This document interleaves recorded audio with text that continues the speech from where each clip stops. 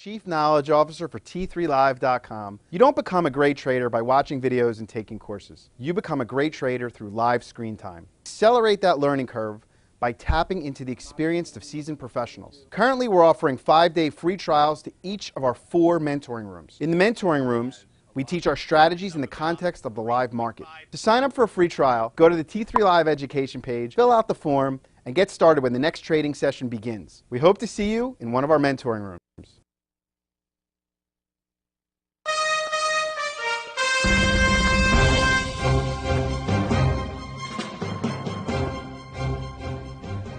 Good morning. My name is Scott Redler, Chief Strategic Officer at T3Live.com. And I'm Brittany Umar, and together we bring you Morning Call. So futures do have a slightly positive tone this morning after the Dow and S&P closed at new highs again, and we are now about 3 handles away from historic highs. So Scott, why do people keep asking the question, is the rally real? Because they're probably not in the rally and they're probably short the rally. But the question is this rally for real? It almost irks me because, it's just people trying to continue to make excuses why they're not involved. You want to look at the Russell 2000, which is 2,000 stocks at historic highs, not for one day, at a fake out 8 days through. You could have bought the Russell anytime over the past whatever amount of years, and you could be in profit. So that's pretty real. Look at the IWM right there. That's a sign of health. Once you saw the Russell starting to break out above this, you had some clues to maybe get other exposure long in other places and perhaps even, maybe cover your short here versus rolling it up if you've been doing it during the course of 2013. You look at the S&P, which is a barometer pretty much almost of the world. Look where we are here. You had your correction, so you had your chance to readjust down almost 6%. You had a nice entry here. Digestion over July 4th when we took back the 50 days. So if you wanted to see if there was more than just a bounce, that was your entry. And here we are. We're not even a stone throw. We're a pebble throw away from 1687. And I guess how we deal with 1687 will give us shorter term traders a little bit clues on how to make adjustments over the next few sessions. Well, the rally also seems to be real in Japan, which closed at a 7-week high. Once again, just adding fuel to the thesis that it was viable, 20% off its highs when everybody got so scared. Yes, and as much as I love Twitter, sometimes you get so frustrated because when I was on CNBC Asia, and I'm like, stop, going nuts that we're down 20%. They were saying Japan's in a bear market, saying, oh, Japan's in a bear market now that it's down 20%. But meanwhile, it was up 50% in the 6 months prior. So if you put it in perspective, instead of ranting and raving about it, there was a spot to get potentially long. And if you look here at the chart of the EWJ, you will see, if you were following this trend, which was above the 8-day moving average this entire time, why not take some off on this outside day? So if you sold here, you had the luxury of positioning right around the 200-day. Okay, so if you wanted to wait even to see it bounce off it and hold higher, that's where it held higher. That gave you your confirmation that you could at least maybe even buy verse here. So with that said, look where we are now in Japan. Okay, so it's showing you that this market for 2013 has been here to stay and providing a lot of opportunity within it. You could talk Toyota, you could talk some currencies, name it, but you're not going to get anywhere by making excuses and trying to spread some fear. Right. Well, back to our markets, although it was a relatively quiet day, we did see some action pick up in biotechs. We've seen some nice action out of Celgene, for example, after its big gap up on Thursday on positive test results for its cancer treatment. And it did close off its lows yesterday. So are you expecting some continuation today? Well, you want to see tight patterns, and this is what's getting tight here. And you look at Celgene, a lot of people were a little upset that, you had a big gap up, and there hasn't been much traction since the gap up. So whenever you have a gap that's intact for a series of a few days, that shows you that A, shorts are a little trapped, and B, buy interest is there. And guess what? It's holding above this prior pivot. So I think there's more opportunities in Celgene. If Celgene starts to get above 136, 137, perhaps it gets continuation, and that's something traders should be looking for some cute cash flow, during these summer days. How about ACAT? Broke out of its mid-level base yesterday, put in a new high, and then closed on highs. Well, this one was you should have been there yesterday, but we could see continuation. But it just shows you that, there is add-on type trades on stocks that are in a strong trend. And we've spoken about this stock many times. I know Sperling likes to look at it. Look at this, powerful move yesterday. So even though the indices were somewhat quiet, look at this nice breakout above this 1850. If you played this for a breakout yesterday and made a few percentage points, you would think this rally's for real. How about Gilead? It did see a nice snapback after seeing a reversal at its 100-day on June 24th. How strong does this chart look to you? It's inching its way through new highs, but it's, it's 7-8 up days, which is always hard, but sometimes you get that extension, which could be tradable. You look here, overall the chart looks good. This was when it broke this intermediate downtrend, and it's just been grinding higher right back to old highs. As a trade, it's not that easy, or because the days are kind of, small, or I guess you can't say small, but decently small. So the best thing for us would be is if we were to let the 8-day catch up go a little sideways and give you a better platform to dive in from, and that would be if it trades above 57.20. Some things are waiting, some things aren't. That is your pivot where you could see some action. Sarepta Therapeutics, SRPT, that's actually had an accelerated uptrend in place since April 30th. Yes, and it's giving that add-on momentum 2013 new high trade here. You look at it and you will see that this too, it just cleared this 40 area, then cleared the prior pivot, and that's when you really want to trade it, and then it held above it and just working its way higher. If you're in it, I would trim and trail, but overall, another nice move following the 8, following the 21-day. During the May correction, look what it did. It only held the 50-day, didn't get to the 100-day, so that's why it's at 2013 highs first.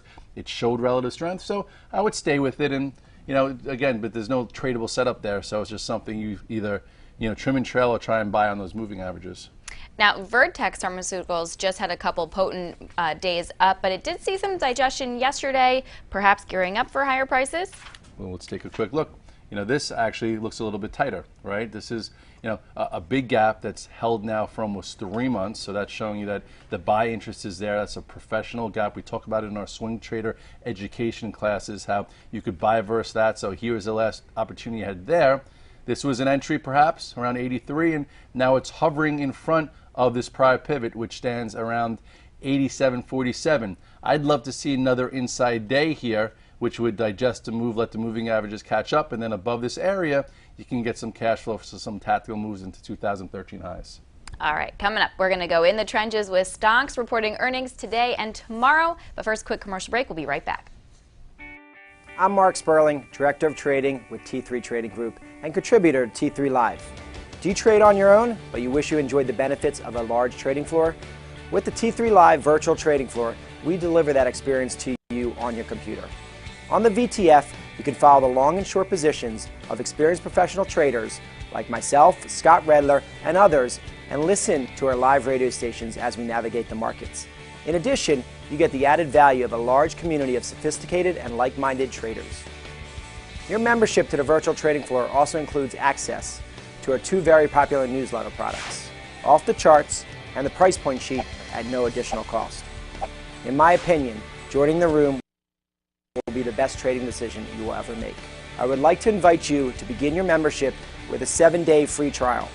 To get started, visit t3live.com and click on the Virtual Trading Floor tab. Have a great day, and I look forward to seeing you in the VTF.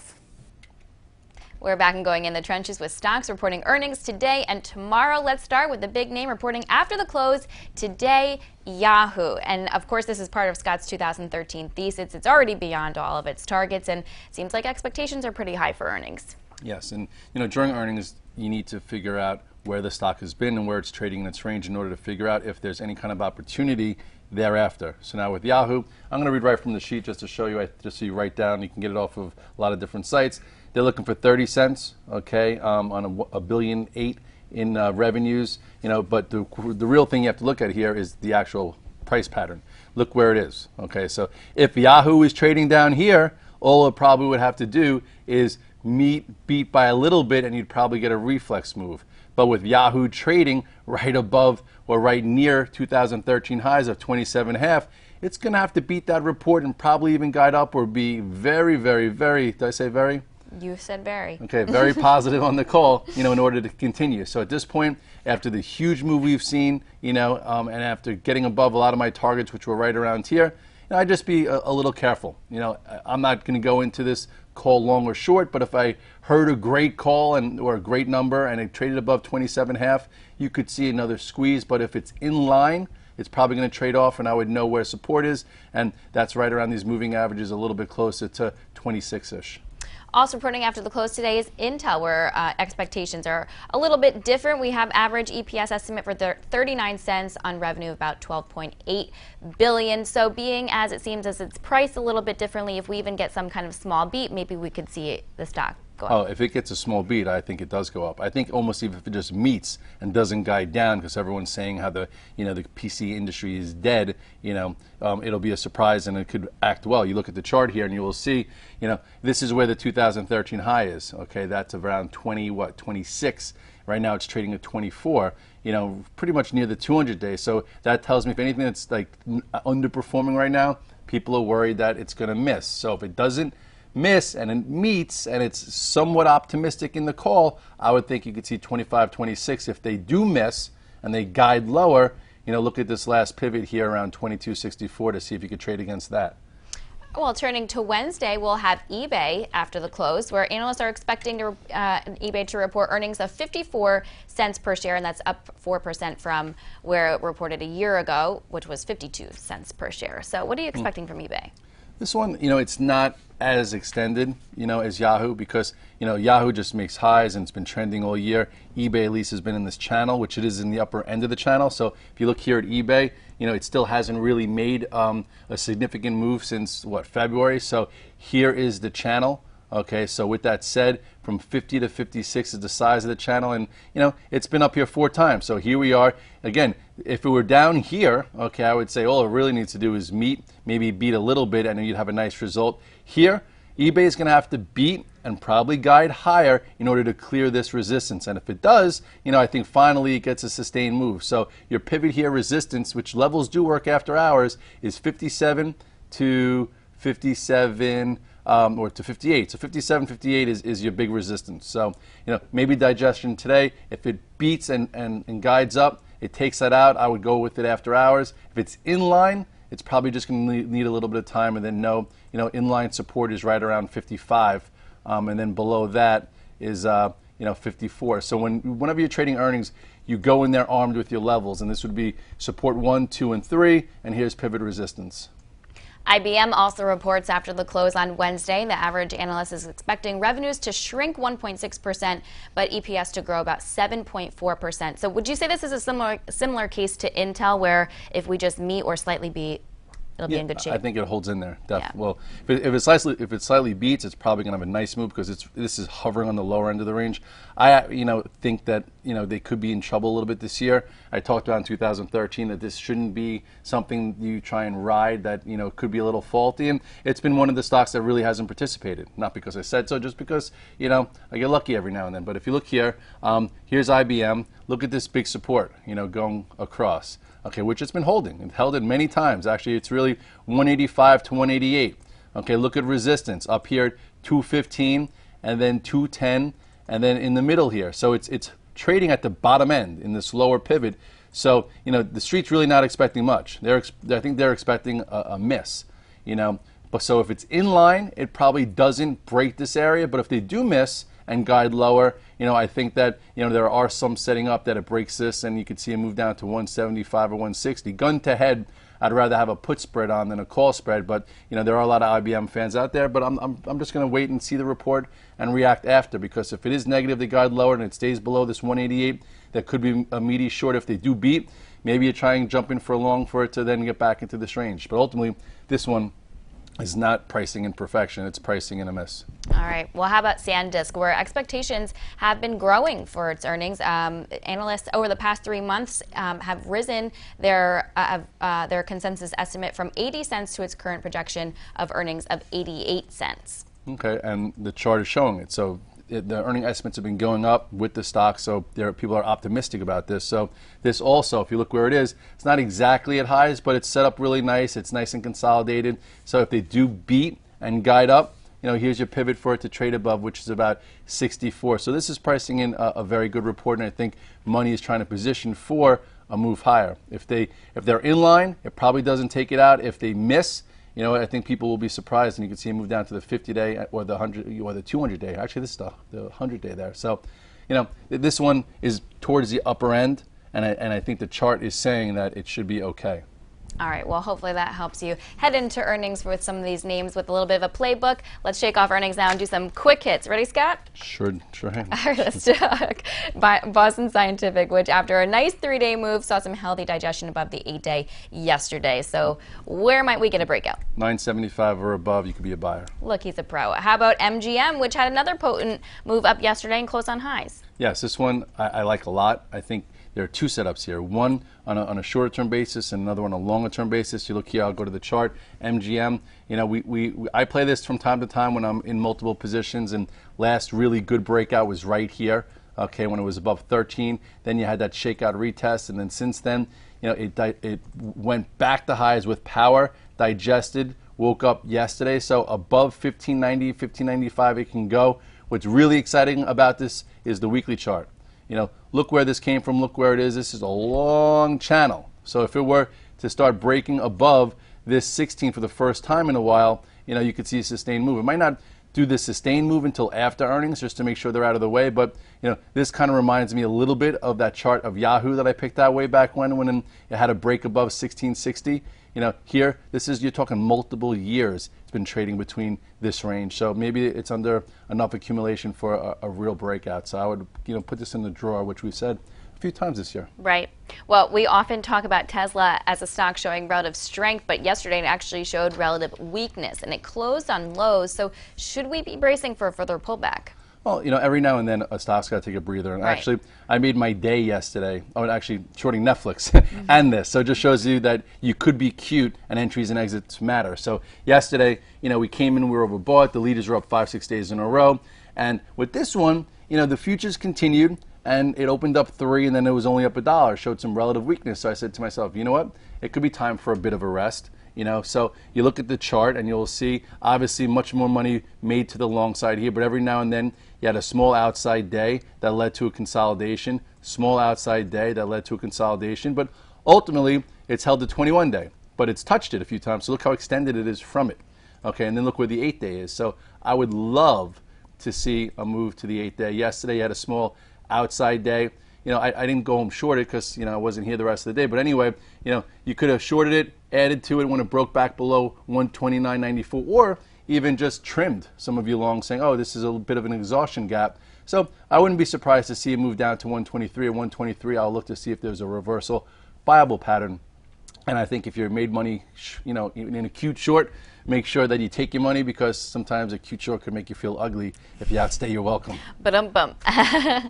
How about regional banks? We've been talking about them showing lots of relative strength. Could First Republic Bank be a possible breakout candidate? Yep, above 40.34, maybe it goes. All right, and Macy's flagging nicely above its 8 day, ready to make a move higher? Yeah, this one looks good. You know, I've talked about Macy's many times. I started talking about Macy's with Alex way back when, because she said she shopped there. I made fun of her a little bit, but it's a good store. Not like TJ Maxx, which is my fave. Anyway, you go here to Macy's, and you know, maybe I'll send her this video. She pointed this out way back when, and if you bought it way back when, you know, there's been multiple entries, and you know, it's been trending nicely. Look on the pullback in May. It went to you know, a little bit below the 50-day, didn't get to the 100-day, so it showed relative strength like a lot of retail. Broke above this mini downtrend. It's been holding above it, so there could be a trade here. This thing starts getting above, you know, 50.47, you could see an add-on trade, but that's all these are now, add-on trades. If you've been in it for, you know, the majority of the move, congratulations. You can even go look back here and see, like, wow, Macy's. Look at the move that Macy's had. So if you didn't want to be in Coors or be in any of the alpha stocks, you know, Macy's, which is very liquid and I think somewhat conservative, you know, could have, you know, been a piece of clothing in your in your closet. You shot for a metaphor. I was out too late last night. No good metaphors. I had the Prez event last night, 10th anniversary. Well, for anyone who doesn't know, tell them about that. Well, Stephen Prez was my best friend, you know, when, you know, in college and a little bit in high school, and he passed away of leukemia at the age of 30, or before the age of 30. So from there, we started a foundation. That's why I do some races. If you've read The Modern Trader, I put a little story in there about racing and raising money for his charity. So last night was a golf outing we've done for 10 years, and it's just crazy that it's been 10 years that he's passed away. So I was out a little late last night. And how was the event? It was a great event. Great event. I actually gave a speech at the end of the night, and I was a little too drunk and didn't come out so well. So if you're at the event, I apologize for that. Ricky, thanks for saving me and giving me the hook to get me in. All right. Well, any closing thoughts for our viewers today, heading into the trading session? You know, just I think people are going to focus on 1687. How do we handle it? Do we fade right there so it's a small double top for a rest? Do we, push through, squeeze some shorts, get some new money in there, go up and then later in the day fail and create some kind of outside day which could produce a rest? Or do we just power through 1687, close above, and then see 1700, at some point this week? So I think how we deal with that area is going to be, important for the next few sessions, but ultimately even on a day like yesterday that was quiet, as you saw, there was a lot of individual stock action, and that's what traders are starting to gravitate to try and make cash flow during the summer days. All right. Thanks, Scott. We're going to give this guy a break, and happy trading, everybody. Have a great day.